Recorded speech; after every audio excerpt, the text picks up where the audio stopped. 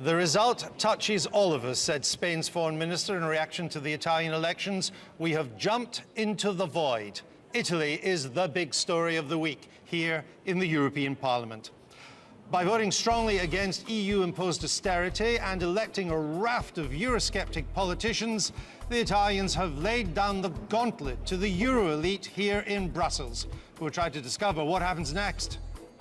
David Cameron, of course, is promising an in-out referendum on our relationship with this place, but not until 2017. What do the men and women who work here make of that? We'll be meeting one MEP who believes the way forward is more integration, not less. Trade that is fair and free across the Atlantic supports millions of good-paying American jobs. We'll meet the man negotiating with President Obama on a historic trade deal between America and the EU. And stand by for all the fire and fury of a Prime Minister's questions the day before the most important by-election for 30 years. We won't be missing a moment of this week's PMQs at noon.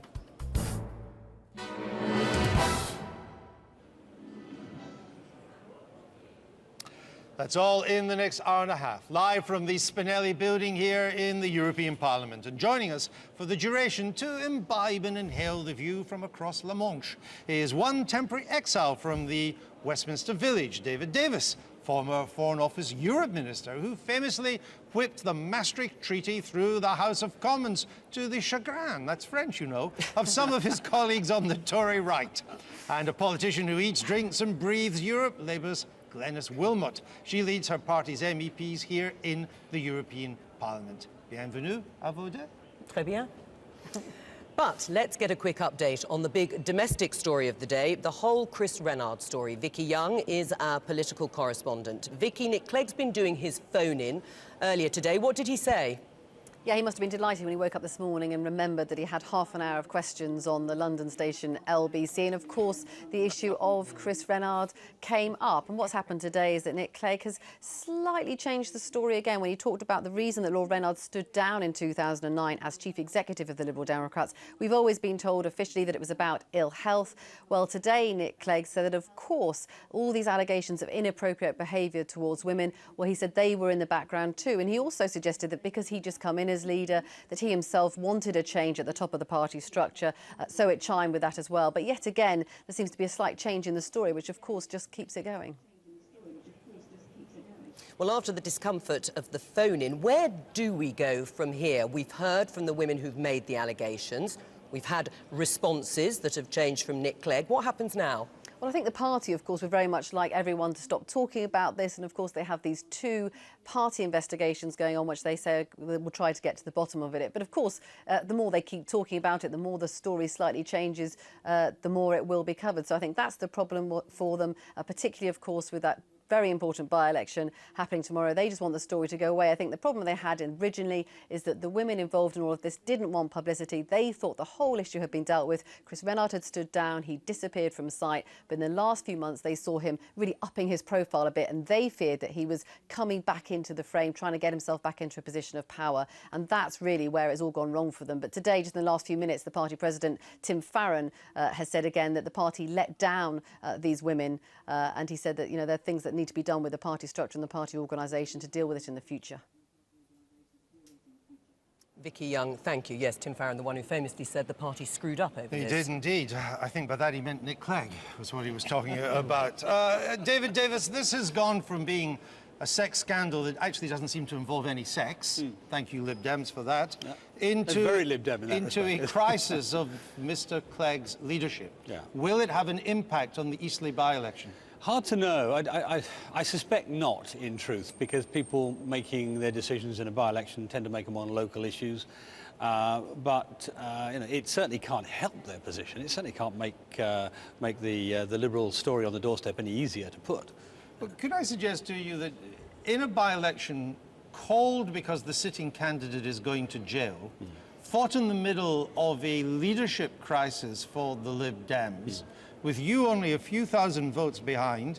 If you can't win this seat, you can't win anywhere. Yeah, but that's true. I mean, it's certainly it ought to be in our favour. But Lib Dems are notoriously difficult to remove. You've got 39 or 40 councillors there. Well, they control the council entirely, They control don't the they, council Gary? entirely. That's their army on the ground. These things are very often decided by armies. I mean, I've had to do something like this in my own seat, and it took 10 years to basically eradicate my Lib Dem opposition. So when you so it's say quite eradicate, difficult. should we go there? Let's not. But you've said that if you've agreed I'll with tell you me later. that if you can't win in Eastleigh, you can't win anywhere.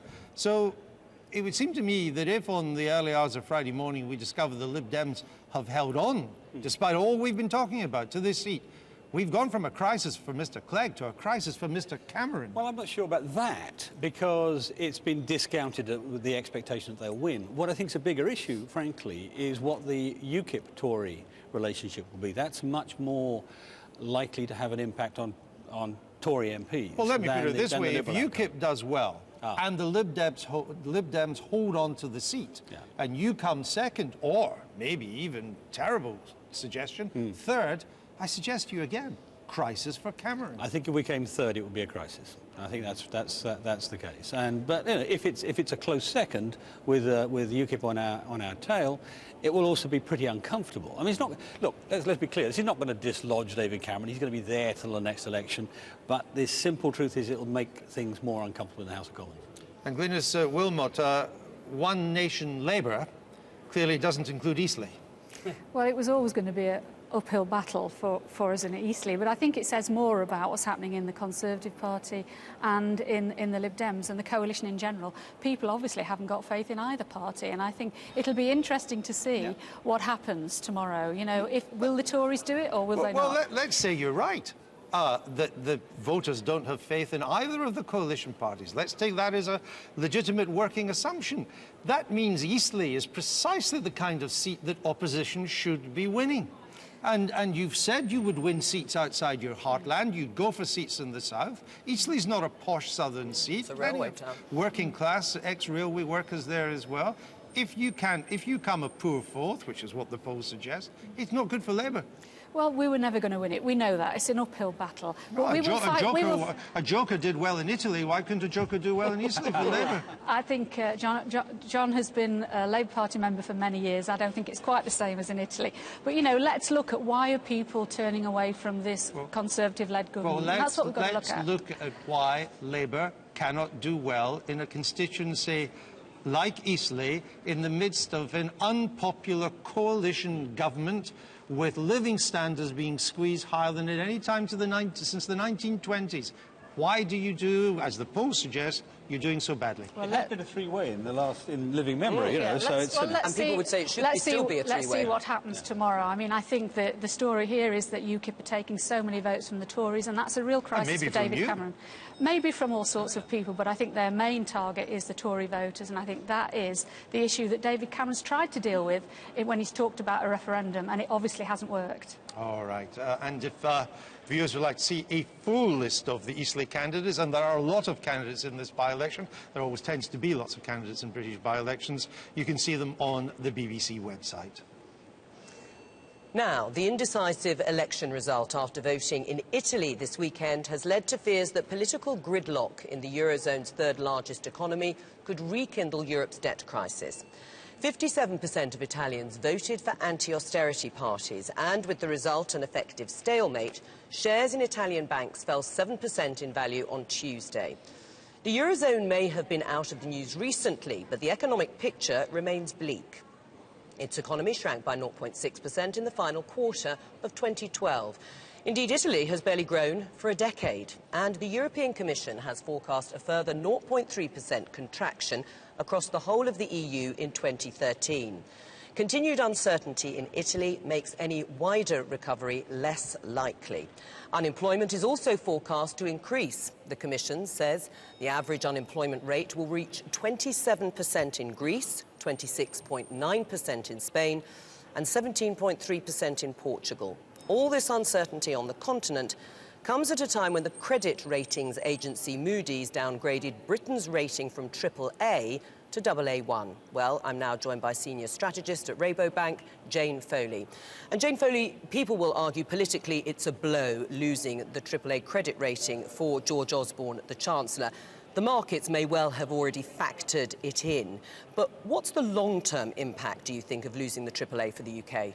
Well, it's got to be argued that relative to, say, 5 years ago, there is a new normal in the markets. Of course, the UK wasn't the first to lose the AAA. The US lost their AAA around about 18 months ago. France, and last year, has lost its AAA too. So the markets have adjusted to what is a worse standard, if you like, for the G10 economies. But also the other fact is that the credit rating companies are only really reflecting the bad news that the markets already know about. So there isn't too much shock value in here. But of course, perhaps one difference from the UK, aside from those other countries that I mentioned, is that there is still the prospect that all three major credit ratings companies could potentially downgrade the UK by the end of, say, this quarter. The March budget is going to be really key in determining whether or not that happens. George Osborne could, of course, breathe a sigh of relief because of the stalemate in the Italian elections has somewhat overshadowed what's happened since Britain's lost its AAA. Now the markets are going to be more spooked by what's happening in Italy. Well, that's exactly right. The Eurozone crisis, of course, from an international investor's point of view, is far bigger than the UK's credit rating outlook. As I said, most people had anticipated that that would happen anyway this year.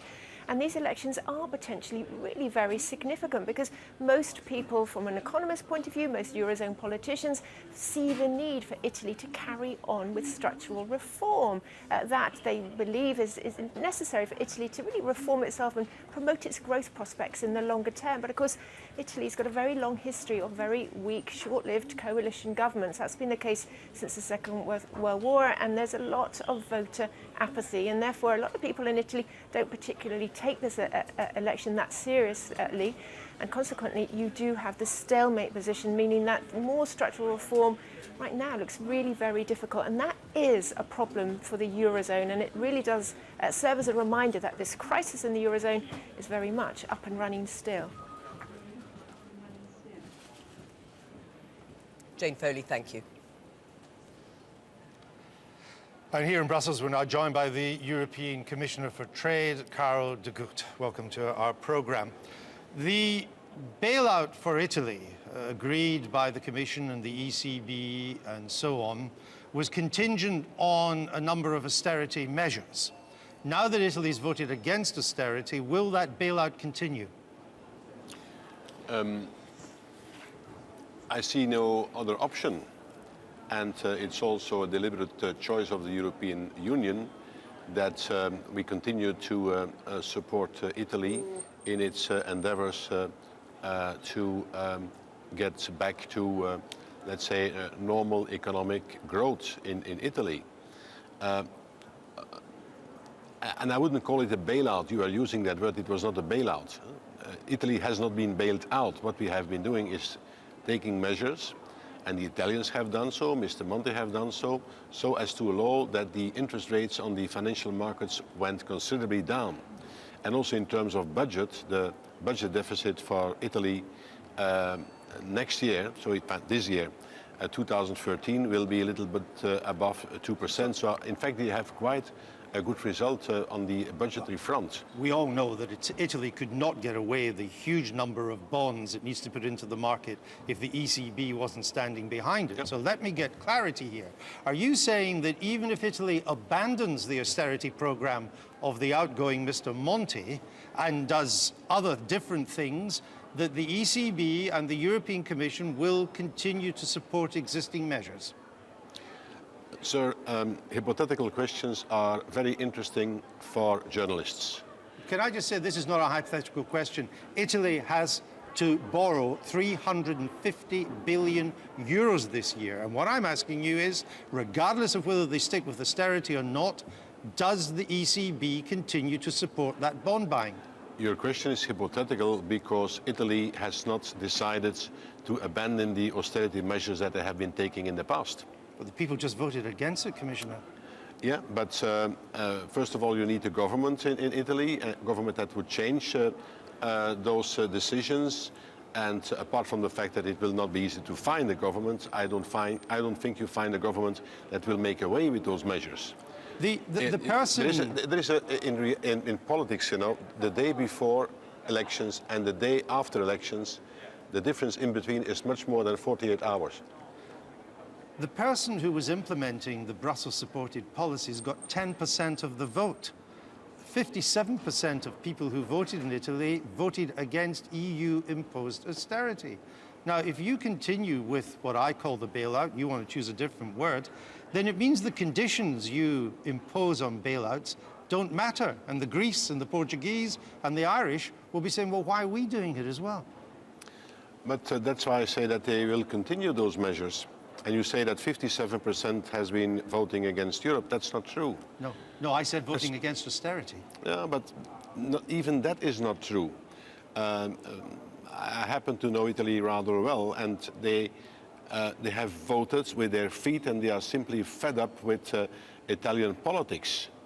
Then you could argue, but in the end, Berlusconi got quite a good result. Yes, because people say, look, we don't like him, we don't trust him, but at least he doesn't make us problems, you know? And then you have somebody like Mario Monti, a predecessor of mine, who has been courageous in taking these measures. And if you demonstrate that kind of courage in politics, you always have to calculate that it might very well be that you are losing the next elections. And that's what's now happening with Mr. Monti, but doesn't say anything about whether or not his measures were right. His measures were right, and you will see that in the future. Not according to the views of the Italian people, though. I understand they may not matter in Brussels. But let me ask you this. Do you now accept that those European commissioners, your colleagues and others here in Brussels who said that the Eurozone crisis was effectively over at the end of last year were wrong? I don't think what we have been saying is wrong. We were able to stop the cycle of the euro crisis because of the ECB saying very clearly, look, we are going to do everything necessary to keep the Eurozone together.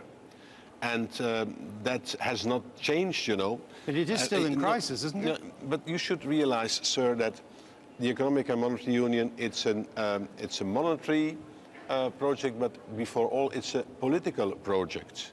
And that will stay like that. It's not going to change because of an election in Italy. And then, of course, you will have the reaction, but are you then still a Democrat in all this?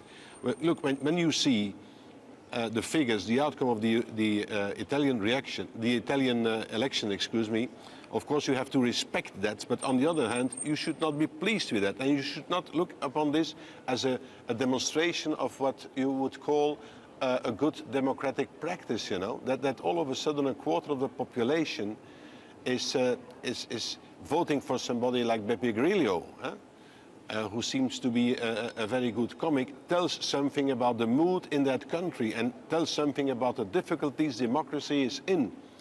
And the difficulties democracy is in tells something about the courage you need at this present time to take tough decisions like Mario Monti has been taking, you know. Let me move on to an area of your particular competence. The European Union is already underway with negotiations for a free trade deal with the United States, which is a big step for both the European Union and for the United States. What's the timetable on that, and how confident are you that you'll get a free trade deal? The timetable, I think we should do it in a short period of time. That's also what the Americans have been saying, that it should happen on 1 tank of gas, but of course the gas price went down considerably in the US. So the American tanks are pretty big. That's what I mean. But I think we should do it now, because there's no reason that you would have a better chance if you take more years and more time to do it. And what's your timetable? But I'm not going to nail myself down on a timetable. I think ideally we should do it within this term, within the term of this college. But of course that's not very. Then you don't have much time. But don't nail me down on a timetable. Nail me down on a result, and the result I think should be that it is really a big and deep and comprehensive trade deal that is giving a lot of oxygen to both our economies and that reestablishes our leading role in the world economy. That's what we are aiming at, you know. This will be a trade deal that will include the French agricultural sector. Yeah, of course, and also the British one. Yeah, though you know the problem is the French one. But we are I also, mean, we've already seen what the French No, agriculture minister has said. They're Yeah. not. They're saying they're open to a deal, but vigilant. but on agricultural matters. The French Minister for Agriculture is not negotiating, it's the European Commission that is negotiating, and we will take into account They still have to approve it. all kind of considerations. But, sir, you don't have a problem only with European agriculture, no? There's also a very huge problem with the American agriculture. I understand that, but the American agriculture minister has said that everything in their sector is up for negotiation, whereas we've not yet heard that from the French. But let me ask you this. If Britain was to leave the European Union, and Mr. Cameron's offering a referendum on that if he's re-elected in 2015, he's promising a referendum which will be in or out. If Britain voted to leave, would the European Union be prepared to negotiate a free trade arrangement with Britain? First of all, this is a statement about the period after the next election.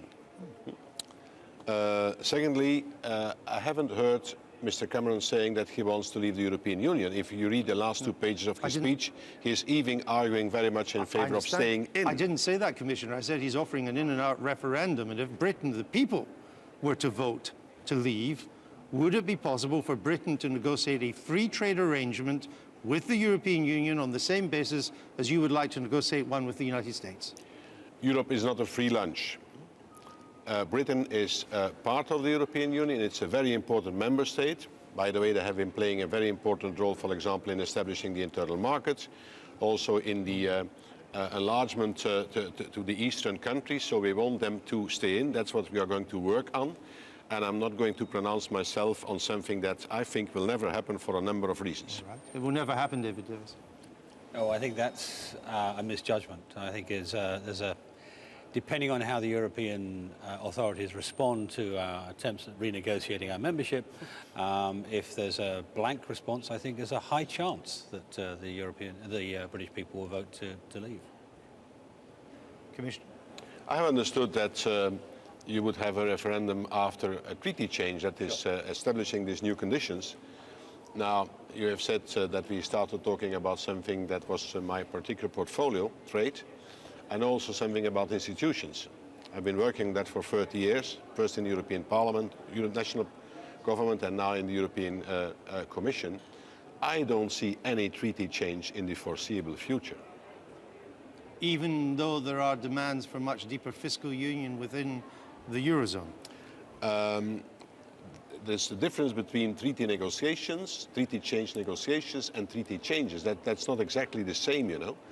It will be extremely difficult because you have to do that by unanimity. And when you start that process, there will not only be the demands by Great Britain on the table, but demands by almost all of the member states. And that's why I personally, that's my personal opinion, I cannot see any treaty change in the foreseeable future. So probably if you have at any time a referendum in Great Britain, that's of course the sovereign decision of Great Britain, but I don't think it will be about a treaty change. Commissioner, the way the British Prime Minister has phrased this is we will have a renegotiation with the European Union about our relationship, which of course would require treaty change. I mean, very fundamental parts of it would require treaty change. And if that doesn't happen, then his stated aim of arguing to stay in will be completely undermined. So if there's no change in our relationship with the Union, then I think the odds of the British people voting to leave would be quite high. Look, you are a democratic country, you are a democratic people. If you vote to leave the European Union, that's your sovereign decision. What I'm arguing is that you have many more reasons to stay in than to get out. And I believe that in the end, people are rational, you know. All right, let me bring you, you've been waiting patiently there. For someone like yourself who is very committed European, and of course, in any referendum would vote yes to keep Britain in, isn't there a problem that you have with the British people in that if you were to say to the British people, Britain could have a free trade arrangement similar to what is being offered to the United States, most British people may say, actually, I'd rather have that. I think it's difficult at the moment because we haven't had a proper debate about why it's in Britain's interest to be part of Europe, and I think the discussion on the referendum, whether I agree with it or not, is actually bringing that discussion to the fore, and I think that's a good thing. And I think once we get people from British businesses, as we have had, coming forward and saying why it's in British interests for us to have strong engagement in Europe, you see the whole tone of the debate change, and I think that's happened and that will continue to happen. The polls still show a majority for leaving. I still think that when we have the debate proper, I think views will change. I do, and I think, you know, we had the US coming out saying how important it was as well. And I know we're not governed by the US, but it's interesting how people's views change when people like that start coming and making the case. Well, you know, the Commission got... Final word, Commissioner. Yeah, the Commission got personal congratulations because we are starting those negotiations with the US, you know, and a very good reason for that. It would benefit very much to the UK. Very much. Britain's a big supporter of a free trade area with America. Commissioner, thank you for being with us on the Daily Politics. Now, the EU may have won the Nobel Peace Prize recently. It's not a bad little trophy to have. But there is one glorious gong revered across the continent that our European masters are yet to get their grubby hands on. Yeah, that's right. It's the Daily Politics Tazza, Tassie, Kuppy, Kop, or Mug to you and me. Here's your chance to win it. You've got to do it in 22 languages, I think.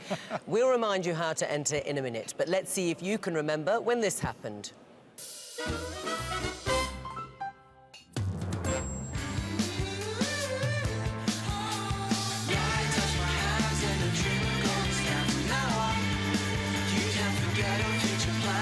Prime Minister's on his way as we speak, so not long to wait for his signature as well.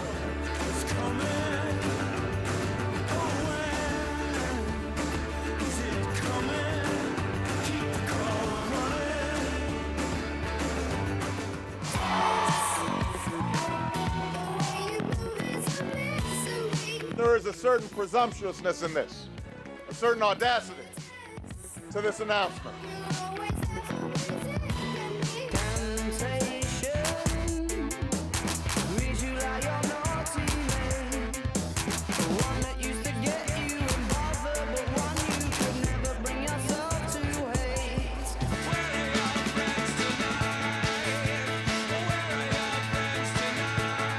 You wield the dagger.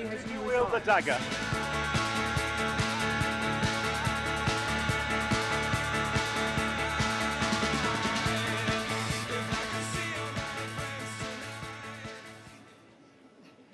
And to be in with a chance of winning that wonderful Daily Politics mug, send your answer to our special quiz email address. That's dpquiz@bbc.co.uk. And of course, you can see the full terms and conditions for Guest of the Year on our website. That's bbc.co.uk/Daily Politics. Andrew. Nah, it's coming up to 1 o'clock here in Brussels. It's nearly midday back in London. Just take a look at Big Ben. Can only mean one thing. Prime Minister's Questions is on its way, and that's not all. Our political correspondent, Ian Watson, is with us in Brussels. Question is, the day before the by-election, loss of the AAA credit rating, what is Mr Miliband's tactic? He's going to go on the economy, and I think almost exclusively the economy. He's certainly not going to get into the private grief of the Liberal Democrats. His backbenchers, I think, will. I think on both sides of the House, Conservative and Labour. Didn't do too well when he went on the economy on Monday. No, there are risks in this, and they're aware of the risks, but they're going to go on it. I mean, clearly the first risk is that AAA for many people is a battery rating, not a credit rating. So does it break through to the wider public? I think the second risk is, of course, if you look at the Moody's report and the downgrade, there's some ammunition there for the government as well. For example, that if you are cutting too far and too fast, as Labour would suggest, they're saying there might be a further downgrade. They're also saying the British economy is still quite competitive. So there is some ammunition there for the government. He knows on its own this isn't going to be the silver bullet that kills off Conservative economic credibility, but he's going to portray, I think, AAA as part of a symptom of a wider economic malaise. And I think will also, perhaps might not fit the narrative very smoothly, but he'll try and get in there these gas prices and gas profits today as well. Yes, exactly, because that's the squeeze on living standards and people are hurting. Absolutely, and I think the wider Labour strategy is saying that they don't want this dry debate about the economy, as they put it, largely because they're not entirely winning, Andrew, to be honest. So what they're saying is they want to move on to living standards which affect real people, and they know by the time of the next election that living standards almost certainly will not be rising, so they think that's much better territory for them to occupy. So I think Ed Miliband would move from AAA to that quite soon. Ian, thanks. Let's go straight to the House of Commons. said, and I think, frankly, it is absolutely staggering that there is someone standing for public office who has said this. In October 1984, when the Brighton bomb went off, I felt a surge of excitement at the nearness of Margaret Thatcher's demise, and yet a disappointment that such a chance had been missed. Those are the words of the Labour candidate in the Eastleigh by-election. They are a complete disgrace, and I hope the leader of the Labour Party will get up and condemn them right now.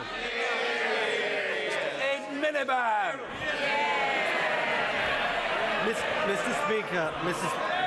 Mr. Speaker, 3 years ago, the Prime Minister had this to say: the first priority of any government has got to be keeping UK PLC's credit rating. That's got to come first. It's the only responsible thing to do. Can the Prime Minister tell us how's that going? Well, first of all, isn't it amazing that the Leader of the Opposition won't condemn someone who apparently speaks up for terrorists? Isn't that absolutely disgraceful? Well, he'll have a second chance when he gets up again. Look, the decision of the ratings agency is a reminder of the debt and the deficit problem that this country faces, and frankly, it is a warning to anyone who thinks we can walk away from it. It is absolutely vital that we continue with the work of this government that has cut the deficit by a quarter, that has 1 million extra private sector jobs, and has interest rates at record low levels. And I note that it's still his policy to address excessive borrowing by borrowing more. Mr. Speaker, I was asking about the country's credit rating, the country's credit rating, and this is what he used to say about our credit rating: that it was a mark of trust in our economy, that it was right up front and centre in our new economic model. And his manifesto that he published at the general election said this: safeguarding Britain's credit rating was the very first of his, and I quote, benchmarks for Britain against which the British people can judge the economic success or failure of the next government. So does the Prime Minister accept that by the first test he set himself, he has failed? If there is a problem of excessive borrowing, why is it his policy to borrow more? That is the question he simply has to answer. If he wants to listen to the credit rating agency, Moody's say this: Moody's could also downgrade the UK's government debt rating further in the event of reduced political commitment to fiscal consolidation. Now, on this side of the House, we know that is the vital work we have to do. Will he finally now admit that he's in favour of more borrowing? Admit it. Speaker, you always know when he starts asking me questions that he can't answer questions about his own record. The part-time Chancellor said it would be a humiliation for Britain to lose its AAA credit rating. Now, Mr. Speaker, I know the Prime Minister is not big on humility, but his manifesto did promise he'd be accountable and open. So let's give him another go. Simple question: yes or no? Hasn't he failed the first economic test that he set out in this manifesto? Look, I'm not arguing for one moment that the rating agency doesn't matter. That is his argument. Yes. His argument is the rating agency doesn't matter. The answer to debt is to borrow more and not to take any responsibility for the mess they left. It is this government that's cut the deficit by a quarter, that has 1 million private sector extra jobs, and has low interest rates which are vital for the future of this economy. And if he wants to see those economies that maintain their AAA rating, they're countries like Canada and Germany that fixed the roof when the sun was shining. But let me ask him again, why doesn't he admit his answer to extra borrowing is to borrow more? Have another go, admit it. Any time he wants to swap places, I'll happily answer the questions, Mr. Speaker.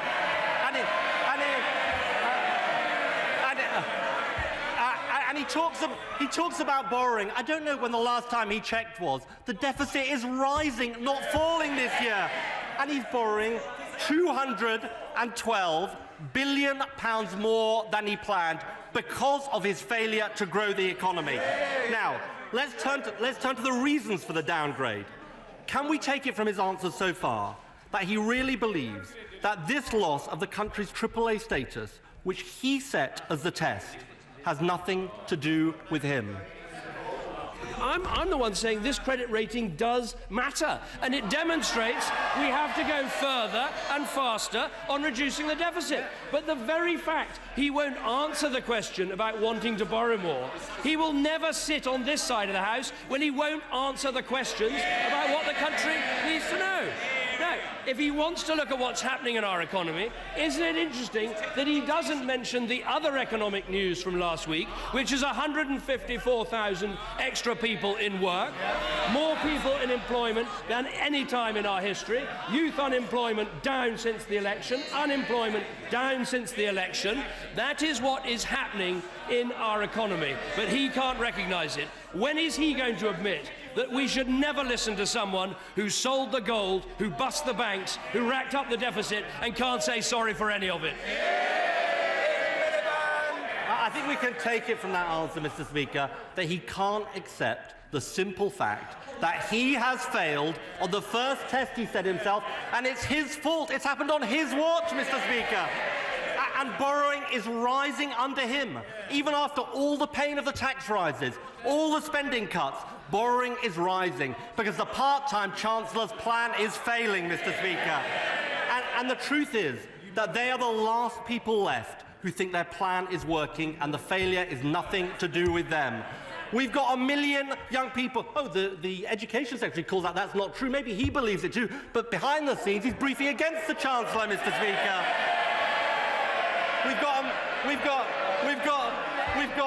Maybe they should swap places. We've got 1 million young people out of work.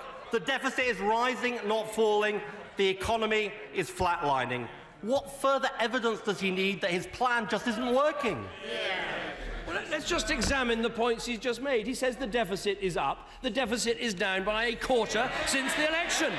He says that we don't have support for our plan. The CBI, the biggest business organisation in the country, says we have the right plan for growth. He complains about the level of unemployment. It is down on the election, and we have a record number of people in work. Those are the facts. Now let us look at his policy. Let's examine the fact that the New Statesman, the in-house magazine of the Labour Party, says this. His critique of the government strategy will never win back public trust. His proposals for the economy will never convince. His credibility problem will only become magnified as the general election approaches. That's not Conservative Central Office, that's the New Statesman. Greatest of respect to the New Statesman, he's scraping the barrel, really, by quoting the New Statesman.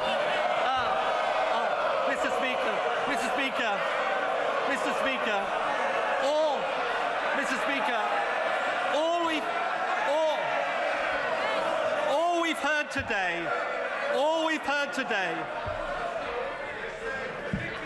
Order, Mr. Zahawi, you are an excitable fellow. It's not very statesmanlike. Calm yourself. You'll get better over time.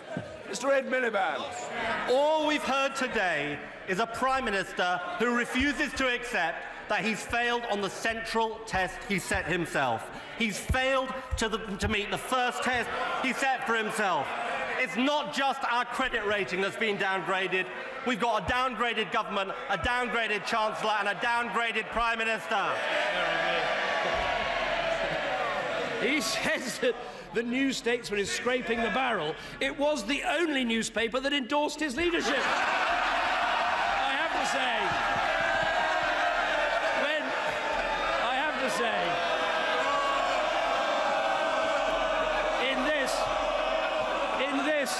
Mr. Speaker, in this Oscar week, perhaps the best we can say is this. Daniel Day-Lewis was utterly convincing as Abraham Lincoln, and the Right Honourable Gentleman is utterly convincing as Gordon Brown. More borrowing, more spending, more debt. Andrew Jones. Mr. Speaker, in their 10 years running Harrogate Borough Council, the Conservatives have cleared the £19.6 million of debt left by the Liberal Democrats, and in doing so delivered a 4-year council tax freeze. Does the Prime Minister agree that this shows the wisdom of tackling debt and that any urges to borrow more and borrow more, as the party opposite, is the road to ruin.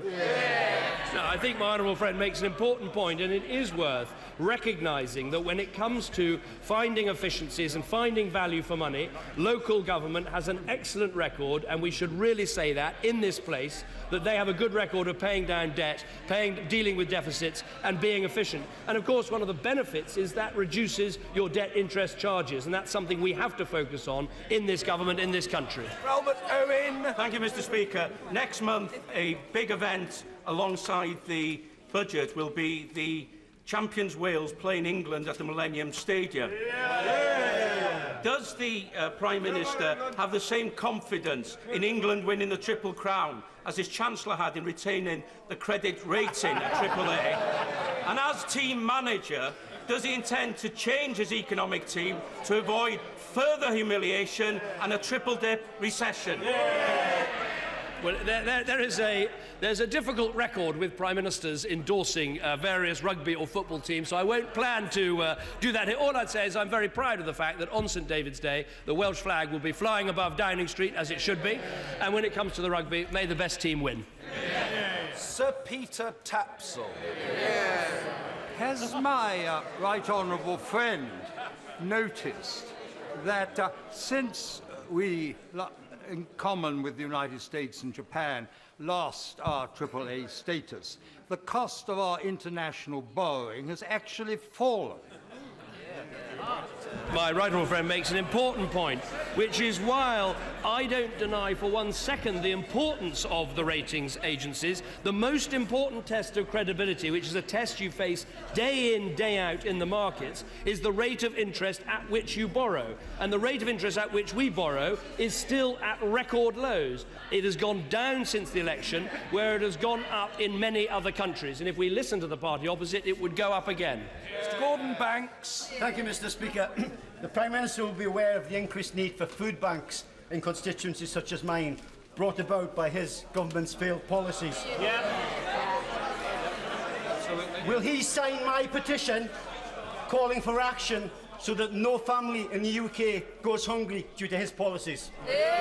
Well, I'll certainly look at the honourable gentleman's petition. The point I'd make is, first of all, the use of food banks went up tenfold under the last Labour government.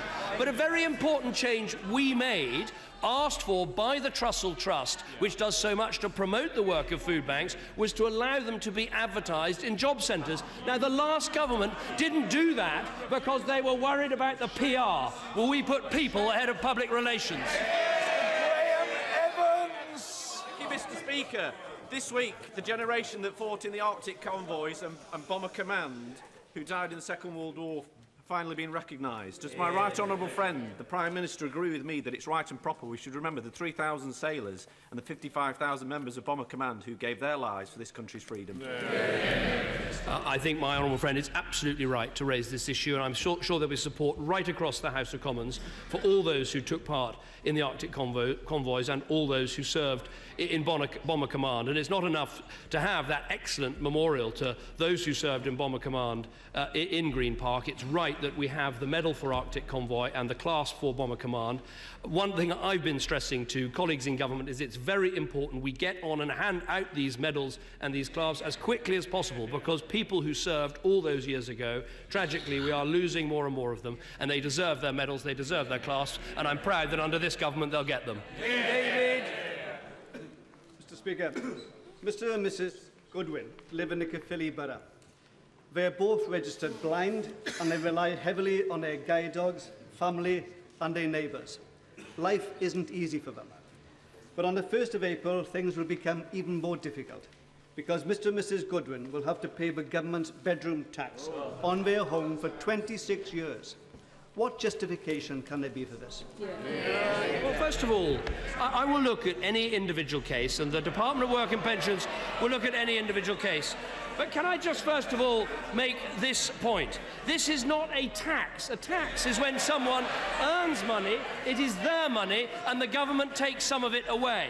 And frankly, the party opposite have got to engage in the fact that housing benefit now accounts for £23 billion of government spending. That is a 50% increase over the last decade. And we have to address the fact as well that we have 250,000 families in overcrowded accommodation, and we have 1.8 million people waiting for a council house. And that is why it's not surprising the honourable gentleman on the front bench is shouting shameful. Let him listen to what Labour's housing minister said under the last government.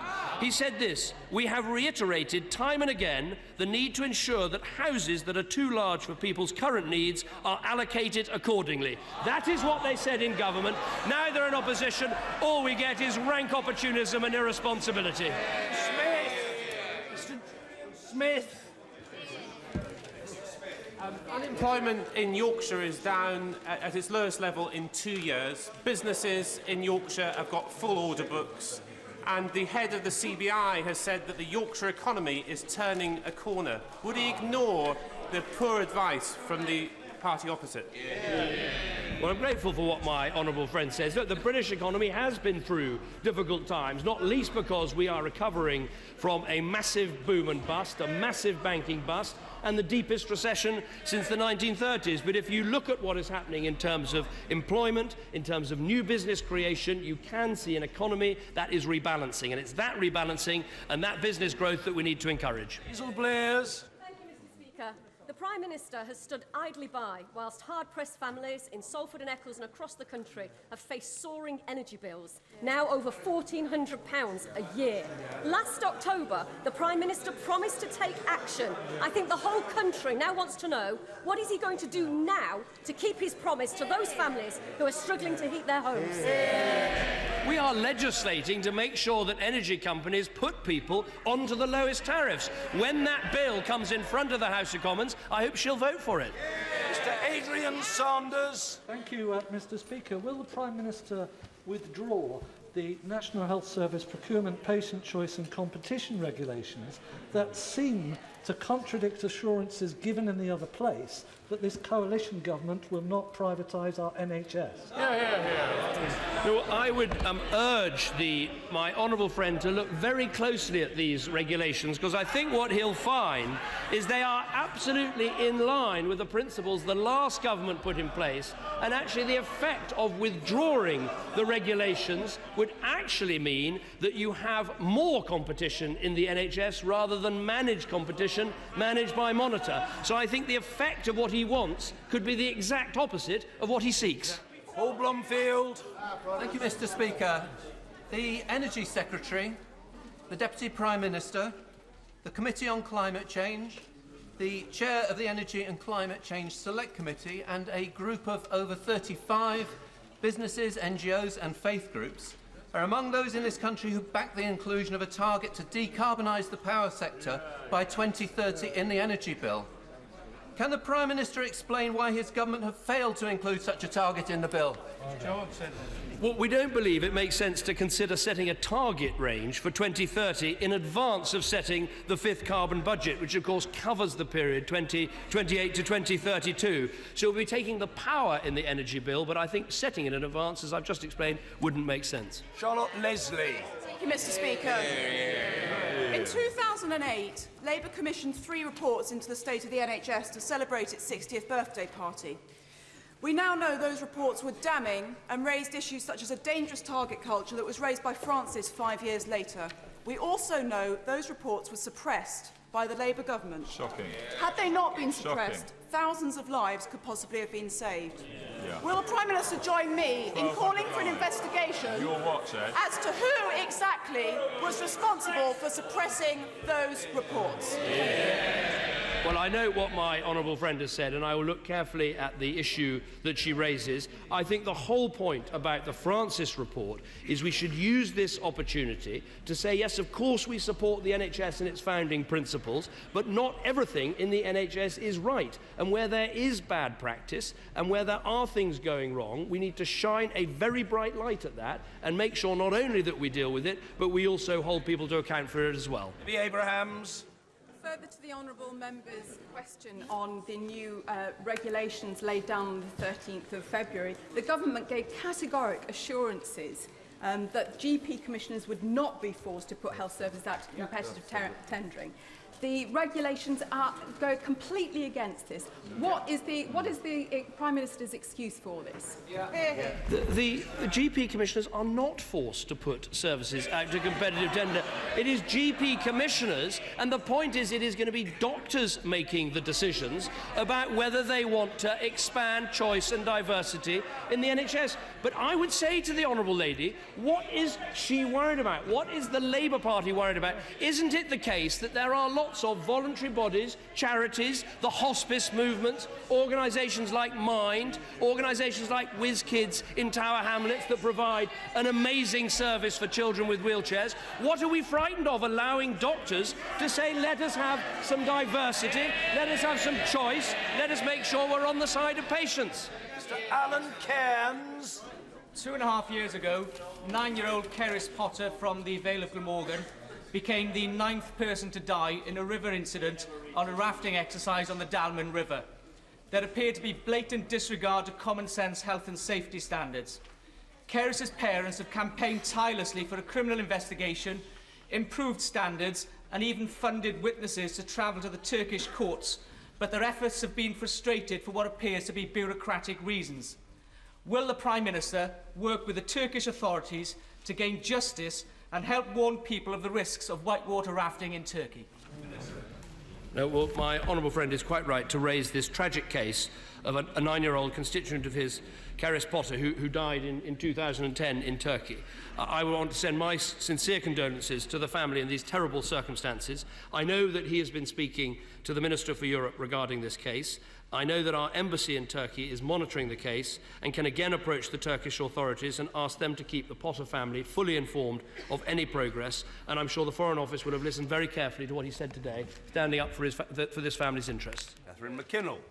I have a vulnerable constituent near pension age who has lived in the same house his whole life. His parents have now died and he is willing to be rehoused but cannot find an alternative. He now faces homelessness because he simply can't afford the government's bedroom tax. Can the Prime Minister explain why he has prioritised a tax cut for millionaires whilst devastating the lives of vulnerable people? The point I would make to the Honourable Lady is there are 250,000 families who live in overcrowded accommodation. There are 386,000 people who live in under-occupied homes. There are 1.8 million people who would love to have a council house who can't get one. Now, of course, we need to build more social homes, and we're doing exactly that. But in the meantime, we should do everything we can to make sure those homes are used in the most efficient and fair way. That is what these changes will help to achieve, and that is why they deserve our support. Mr. Greg Mulholland. Thank you, Mr. Speaker. We were all hugely inspired by the wonderful Paralympic Games in London last year.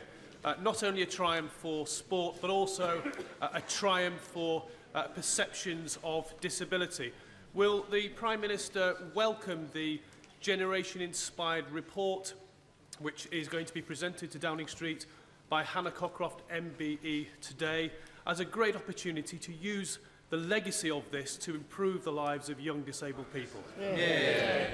Well, I would certainly welcome the report that my honourable friend mentions. I thought that the Paralympic Games were an absolute triumph for Britain, the way they were put on, and also the way that the auditoria, the stadia were full for almost every single event. I thought it was a great testament to the generosity of people of this country and their enthusiasm for Paralympic sport. But I think the most important thing is the change in perception about what disabled people are capable of, and I think that is a real gift and something we should encourage.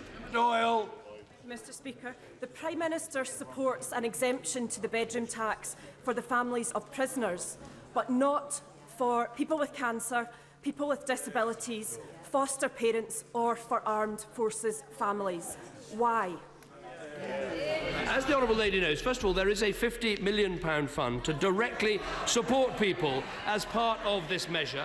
We've addressed very specifically the point about armed forces families, where people leaving the home will actually be more than compensated for any costs under occupancy rules. But I come back to the bigger picture, which is that housing benefit is up 50% in real terms. It now accounts for £23 billion of public spending. And I have to say to the party opposite, if you come here week after week and you say no to the benefit cap, no to capping housing benefit, no to restricting the growth of benefits, no to the under-occupancy measures we put forward, people will simply not believe you have any plans to deal with our deficit whatsoever. And you know what? They'd be right. Nadine Dorries. Mr. Speaker. Mr. Speaker, education reforms as pursued by this government have been embraced by schools in Bedfordshire, not least excitingly by Tony Whittle and his great staff at Wotton School in the pursuit of a STEM academy. However, this week there has been a blip. Fernwood School in Woburn Sands, which had been offered free school status 14 months ago, has found that, as part of the Barnfield Trust, has found last week that that has been removed without knowing why. I wonder if the Prime Minister could use his officers to implore the Department of Education to let me know as soon as possible the reason, because I have 110 very agitated parents that I need to help frame an appeal. Well, first of all, I would join her in strongly supporting the free schools movement. I think it is a remarkable advance that within just 2.5 years we now have 101 free schools that are open. We have many more in the pipeline. I know that my right honourable friend, the Education Secretary, was listening very closely to what she said about this specific proposal. It's obviously important that we vet proposals to make sure they are strong proposals for education, that they have parental support, that they'll raise standards in the local area. But I strongly support the free schools movement, and I'm sure that my right honourable friend will be in touch with her. Ian Mearns. Very grateful, Mr. Speaker. Mr. Speaker, my own local authority have done some pioneering work over the years on improving public health, and they've recently asked adults to refrain from smoking in children's play areas. Does the Prime Minister agree with me, one of his own health ministers, the member for Broxtowe, and my honourable friend, the member for Stockton North, who has a private member's bill on the issue, that we should go a significant step further and introduce a ban on smoking where children are present in vehicles? Well, I think we should look carefully at what he and others have said. We are looking across the piece at all the issues about whether we should follow the Australians with the ban on packaging, what more we can do on restricting smoking in public places. I think there has been a real health advance from some of the measures that have been taken. We have to look at each one and work out whether there is a real public health benefit, but I think that he makes a good point. Mr. Stuart Jackson. It is 22 years since the landmark Medical Research Council report made a direct link between folic acid and the prevention of neural tube defects in childbearing women, such as spina bifida. Scores of countries have fortified their basic foodstuffs, but this policy is mired in bureaucracy in this country between the Food Standards Agency, the Department of Health and others. Will the Prime Minister do everything he can and give a reassurance to the House that he will unblock this logjam to prevent the entirely preventable conditions of hydrocephalus and spina bifida?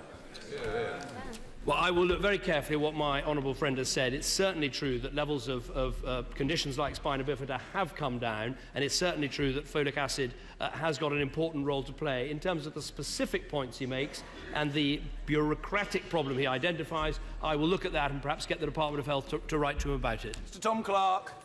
Mr. Speaker, with respect, I make no apology for returning to an issue which my colleagues have raised. A letter from my constituent said this: I am disabled, wheelchair dependent, suffer from brittle bones, require day and night assistance from social services, and therefore I need a spare room on health grounds. I feel suicidal about this bedroom tax. Would the Prime Minister, consulting with the Secretary of State for Work and Pensions, agree to put the needs of disabled people first and revisit what's turning out for hundreds of thousands of disabled people and their families to be a disastrous policy? this government always puts disabled people first, and that is why we have protected disabled benefits. Specifically on the issue that he raises, there is the £50 million fund to support people affected by the under-occupancy measure. Disabled adults will have access to... Well, they don't want to hear the answers. This directly answers the point. Disabled adults will have access to discretionary housing payment scheme, and it will remain for local authorities, like his own local authority, to assess the individual circumstances. But it is worth making the point again. A £23 billion budget, 50% increase over the last decade. We have to do something about the growth in the housing benefit bill, and all we hear is irresponsibility from the party opposite. Mr. Edward Lee.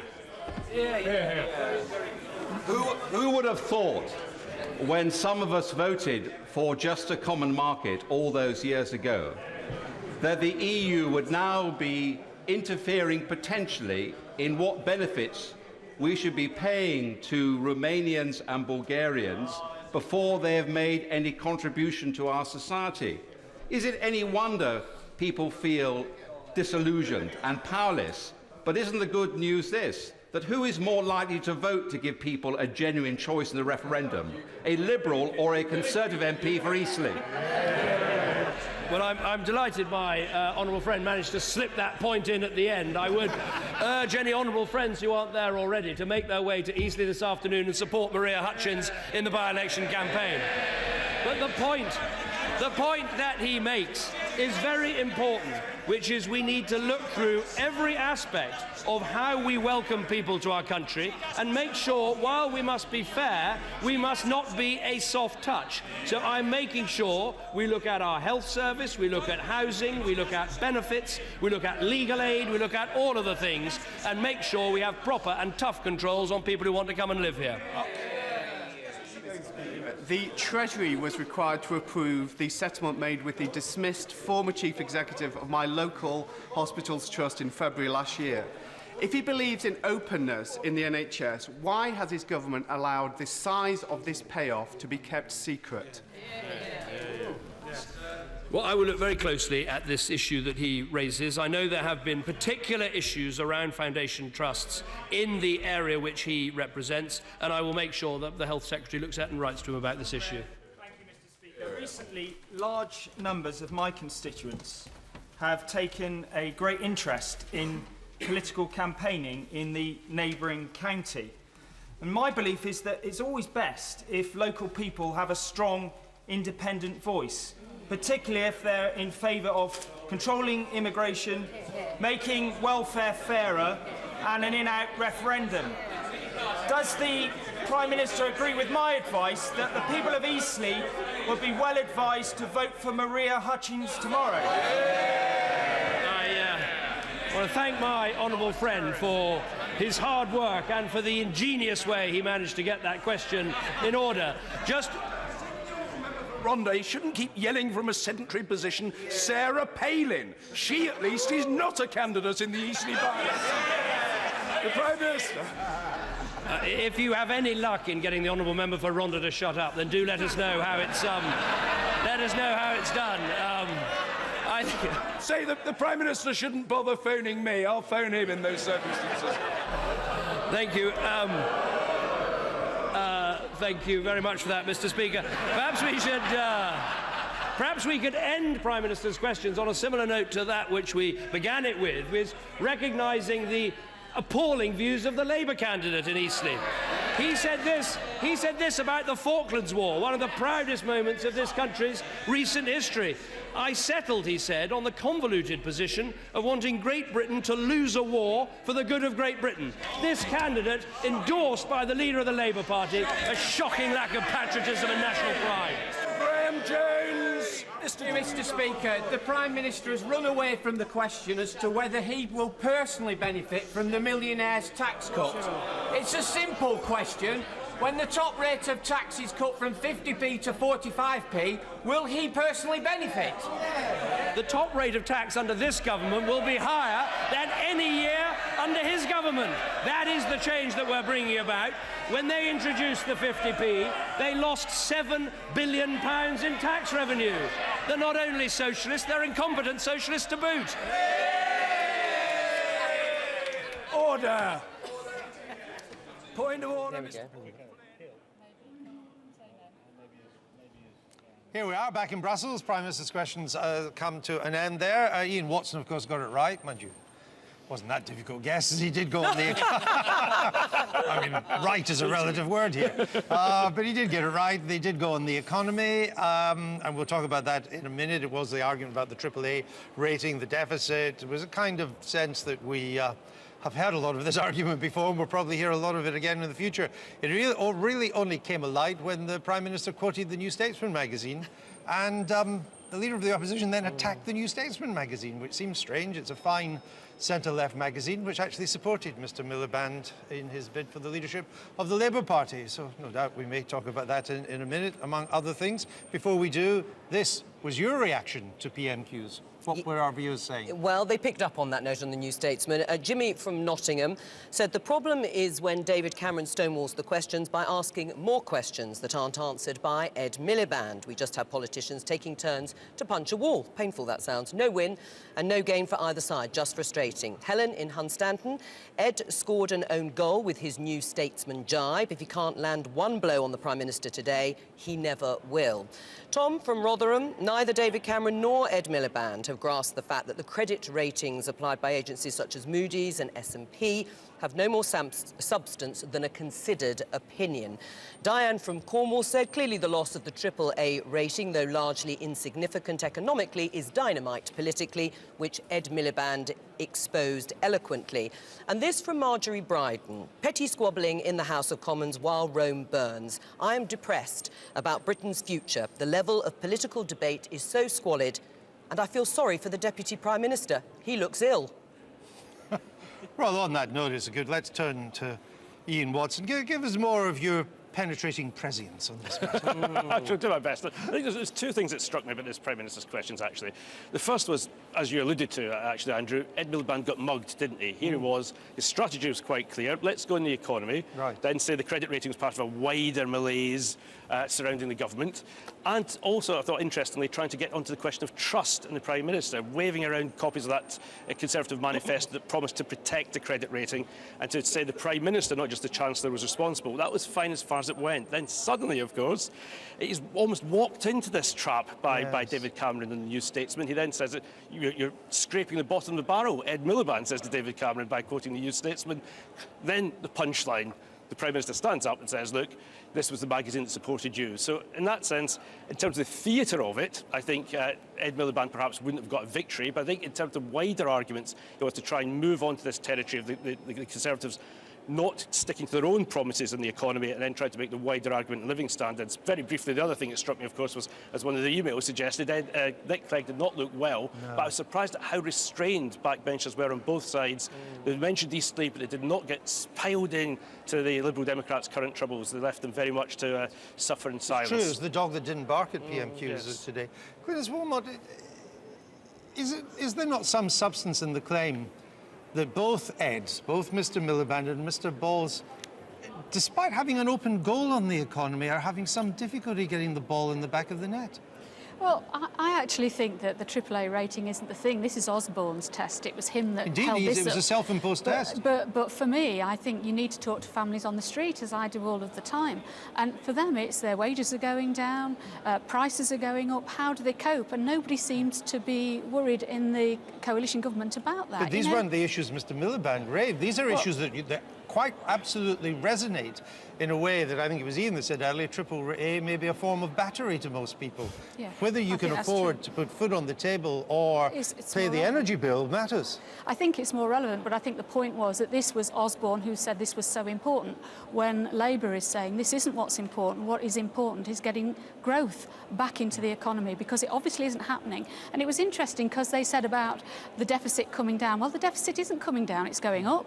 Debt is going up, borrowing's going up, so you know, their strategy hasn't worked. So it's about, let's look at what's happening to people who are trying to feed their families day in, day out. Well, that is a really important but you've just issue. done a better job than Ed Miliband did. I mean, we talked before the programme, and I said, you know, there's a tradition in the House of Commons, the open goal always gets missed, you know. And well, the expectation's too high. The expectation's too high, it's too obvious, you know, the goalie sees where it's coming, you know, you're almost pointing out which corner of the net you're going to put the ball, and so it's no surprise he saves it.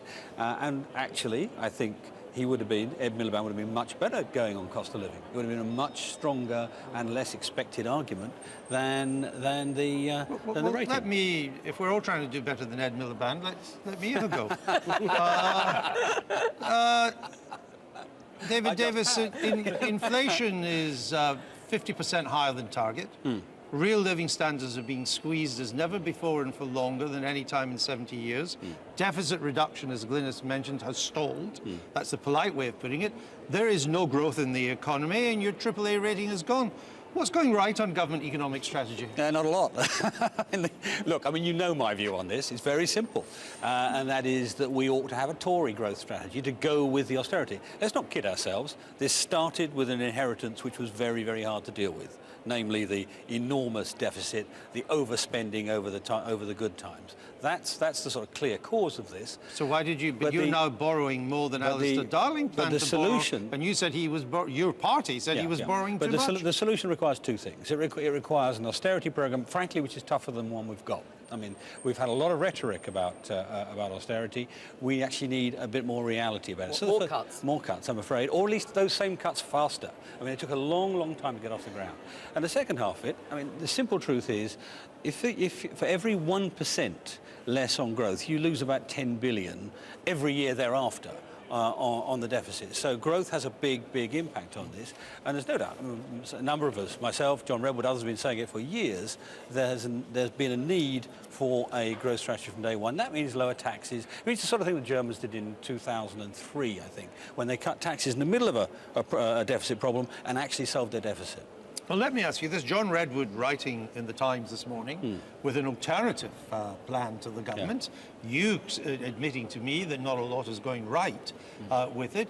If there is no change in the budget, and there's no sign that Mr. Osborne's going to change things to any dramatic effect in the budget, for how long will your backbench colleagues put up with current economic strategy? Oh, they will, but they'll be critical of it. I mean, I think it'll be interesting to see what happens in the budget. You know, he has got a narrow slot, and it may well be that he starts to think that some tax reductions are necessary in order to get the growth underway. That's what many people are saying. Many people on the backbench are saying.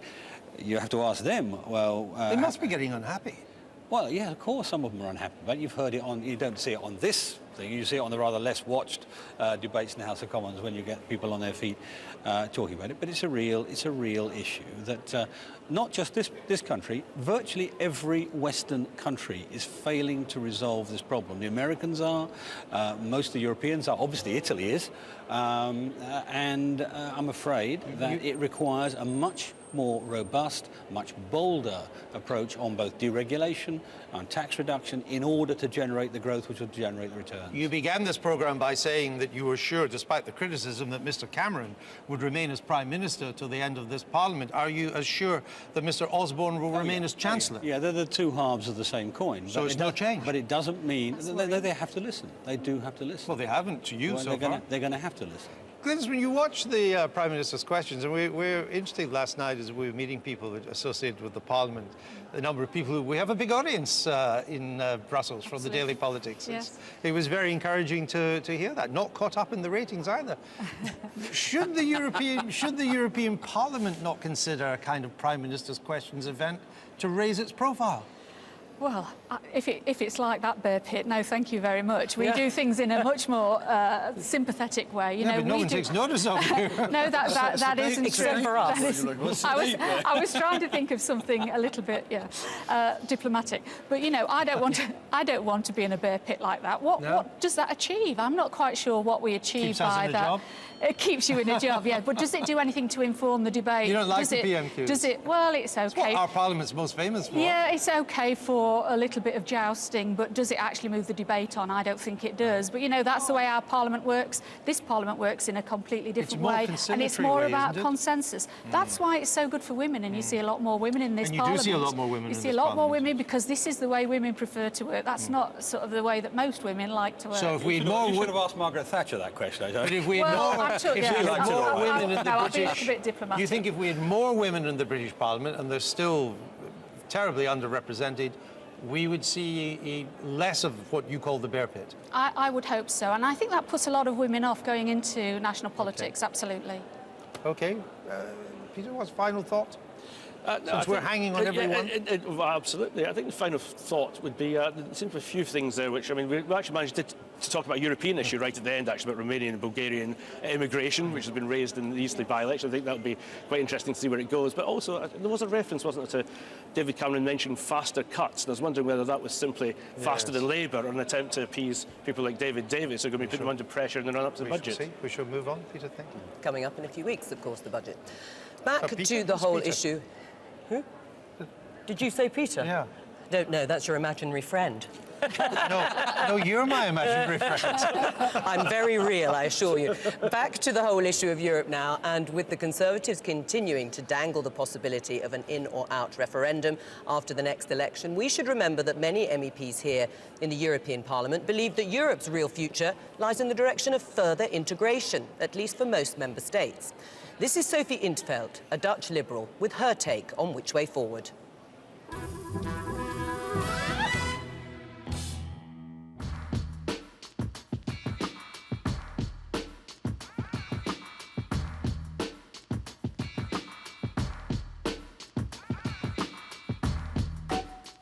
When European integration started in the 50s, right after two devastating world wars that tore this continent apart, the purpose was very much to integrate nation states and make sure that they would never make war on each other again.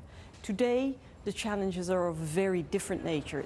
The challenges are a globalizing economy. The challenges are energy. The challenges are the competition for raw materials in the world. And this is something that Europe needs to consider. If we want to preserve our way of life, if we want to preserve our standard of living, our quality of life, then we need to do it as a single continent and speak with one voice. And that is why Europe needs to integrate further. For decades, Europe has been shaped by diplomats who would come together, diplomats from the different countries, negotiating and having an exchange of national interests. But now Europe needs to become a fully fledged political union, where citizens actually give a mandate to the people who rule them.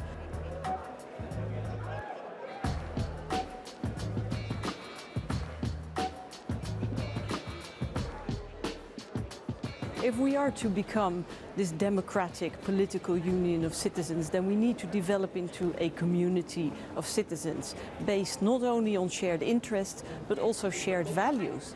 The world of today is going through nothing short of a revolution, which is comparable to the Industrial Revolution. So if the world is different, then Europe needs to change as well. We need to do it together, because that's the only way that Europe can preserve our quality of life, our way of life in a changing world.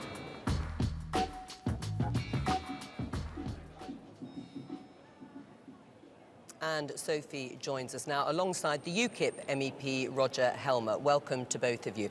Watching that film, you're obviously in favour of further integration. Do you want all EU member states to join the single currency? Well, I don't think it's up to me to tell member states what to do, but I think ultimately it would benefit us all if we have a single continent with a single strong currency that could also provide some protection against external shocks. But obviously it is for, in this case, the British people to decide whether or not they want to join. It's an interesting view, bearing in mind the euro is in such a crisis, and many in Britain say it's a relief that we're not part of the euro. How do you think it would actually benefit us? The euro is not in a crisis. The euro has proven to be remarkably stable and resilient. We have a crisis of a very different nature. We have an economic crisis, we have a political crisis, because it turned out we didn't have the governance instruments to respond to the economic turbulence that was coming at us. But the euro is very stable. So I don't think we have a euro crisis. And I think we're too focused on internal matters. We're fairly obsessed with our belly buttons. And we seem to forget that the euro is not only an exchange instrument between European countries, it's also a global currency, a reserve currency. What do you say to that, Roger Helmer? Well, I don't think Sophie's living in the real world. I mean, we've had the euro crisis running on our television sets like some kind of perverse soap opera for the last 3 years or so. We have large parts of southern Europe in utter crisis. We lost the Bulgarian Prime Minister just recently. We all know about Greece. We've seen what's happened in the Italian elections, which are mainly motivated by unhappiness with austerity imposed from Brussels. The thing is a crisis. There's no argument about it. And the British people know that. And the British people would absolutely not contemplate joining the euro. I mean, haven't the Italians stuck two fingers up to austerity imposed by Brussels? They may not be saying no to the euro, but they have said, in a sense, no more, thank you very much. I mean, I fully understand, but you have to distinguish what is the cause and what is the consequence. And I think any country, including my own country, we could not escape austerity, even if we were outside the Eurozone. I mean, it's very simple maths. You cannot systematically spend more than you earn. You know, at some point, you have to cut back, or you have to earn more, one way or the other. But you have and I'm not saying, Roger, if you would please let me if you would let me finish, please. There are several ways out of the debt crisis and the economic crisis. And one is further budget integration cuts. and closer fiscal union between the Eurozone countries is one. If we have a shared currency, which we have, then we also need to have the governance instruments to go with it. Or we should choose not to have the currency. It's one or the other. Well, you're halfway to a solution. You would need, to make the euro work, you would need fiscal integration. That would mean Germany sending billions of euros to Greece and Italy and Spain, not on the odd ad hoc bailout, but every year. And the German voters simply won't stand for it. So that solution will not and cannot work. The only solution actually is to break up the euro. The question is when, how, and what pattern we get afterwards. Glenys Wilmot, further integration. Is that what Labour MEPs would like to see, actually Britain encouraging more integration, with Britain being part of it? Absolutely not. That's a Liberal point of view.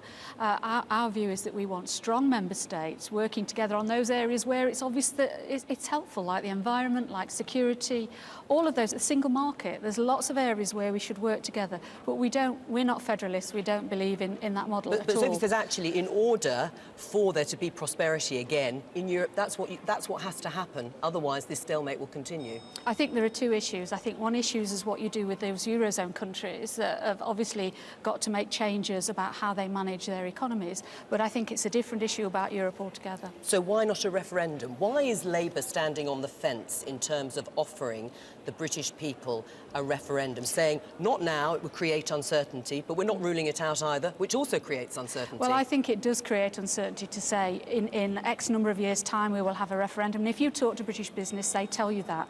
I had a meeting with the American ambassador a couple of weeks ago, and they were very clear that this caused a lot of uncertainty for companies, American companies investing in Britain. So I actually think it's not the right time. We've got more things to do, getting the economy working. Will a Conservative Prime Minister take us out of the EU? Depends what the referendum says. I mean, but what he won't do is ever take us into the euro. I mean, when it was first founded, we didn't join, and we opposed it for two reasons.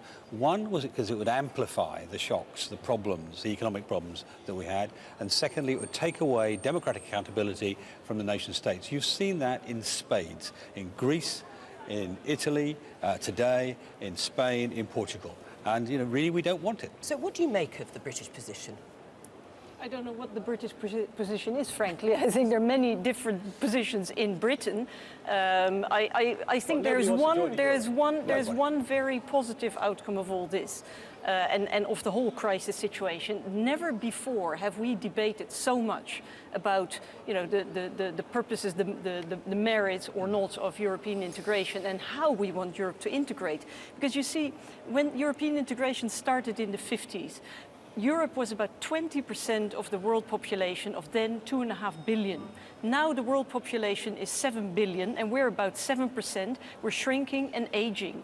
If we want to preserve the position of Europe in the world, we need to do it together, but we need to do it in a democratic way. I'm afraid we're going to have to stop it there. Just briefly, do you think Britain will still be in the EU after the next election? I very much hope so. Okay. I do think that we belong together, yes. Thank you both very much. Can I just bring us back to the Eastleigh Yes, of by-election course. since we've got you? There are a number of reports coming out of Eastleigh that there's a head of steam behind UKIP in the by-election. What say you? I was there at the weekend. I can absolutely endorse that. I'm not going to make any predictions because predictions are a mug's game, but I think a lot of people may well be surprised by the outcome, and I think we are doing very well. Having said I won't make a prediction, one prediction I would make is that I think we're going to get a record share of the vote for UKIP in a by-election. A number of your colleagues, senior UKIP people, though, were telling us last night in private, not in front of the camera, that they thought you would win Eastleigh. Well, if we do, I shall drink a great deal of champagne. No, I got that. But do you think you will win? I think we're in with a chance, but I wouldn't predict we know that. we will Do you think win. you'll win? I'm not It's venturing... what we're being told in private, so why don't you say it in public? Well, if I believed that we were going to win, I would say that we're going to win. But So you you know don't? what it's like in politics. You make a prediction, and then everybody holds you to it. I don't know whether we're going to win. I hope we will. I've worked hard to that objective, and I think we're in with a good chance. People won't vote Labour because they know Labour isn't going anywhere if they want to give the coalition a knock. No, we don't need to go around the whole course. No. You sound like the We've got a lot of football. You sound like the football manager who said, "I don't make predictions, and I never will." Thank you very much. Very profound. Now, the 754 MEPs who come here each week represent the second largest democratic electorate in the world after India. In order to house all those MEPs, you need a pretty big building. We sent Adam on a little tour. Welcome to the European Parliament, all 500,000 square metres of it. The most exciting bit is the hemicycle, where Parliament meets when it's not at its other seat in the French city of Strasbourg. Sadly, we'll not be seeing it today because it's closed for the foreseeable future after enormous cracks appeared in the ceiling. So come with me on a search for alternative interesting things in this fiendishly complicated building. Now, every MEP gets their own pigeonhole where official papers are delivered, which means there's 754 of these. They're organised alphabetically within countries. The only thing there's more of is art. The walls of this place are covered in it. The biggest piece is this one. It's by a Belgian sculptor and it's called Confluences. It's a sort of hymn to European togetherness in stainless steel, and it runs right the way through the middle of the building.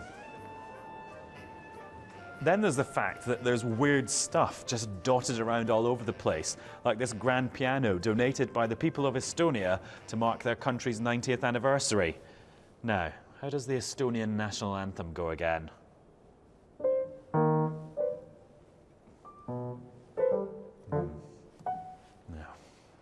No, I've no idea what that sign means. Running the various Parliament buildings costs about 0.1% of the total EU budget, so around €190 million a year. It's also a very open place. They'll let you film pretty much everywhere. Annoyingly, the only thing off limits are the bars and restaurants. I can tell you that one of them is called the Mickey Mouse Bar, on account of the fact that the chairs in it are reminiscent of a certain Disney character. Sadly, they've got rid of most of them now, and these are museum pieces. Talking of museums, there's one here called the Parliamentarium. It's amazingly high-tech. And you can't come to a tourist attraction without going to the gift shop. Giant chocolate euro, Andrew? Joe, how about some tea bags in the shape of world leaders? Ah, Susanna, A euro-shaped money box. David and Giles, you'll have to share the giant euro clock. He's good with the presents, isn't he? We know how to go to at Christmas time. Before we go, let's put you out of your misery, give you the answer to our Guess the Year competition. It was, of course, 2007. The winner is Sue Renyard, not Renard, Renyard, from Fareham in Hampshire. Well done, Sue. Right, that's it for today from our broadcast from Brussels. Thanks to our special guests, David Davis and Glynis Wilmot. Thank you. 1 o'clock news is starting over on BBC One. Joe will be back in Westminster again tomorrow with all the big stories of the day. And I'll be back with This Week tomorrow night and a by-election special Oh, it's on a the big Eastleigh night, isn't it, result. tomorrow night? John Prescott on This Week will be on air and give you the Eastleigh result after This Week. I hope you can join us then. Time for a lunch in the Grand Place? Yes, bon appétit to you and me. It's good of you to take me. You can join us too. Thank you very much. Au revoir. Bye-bye.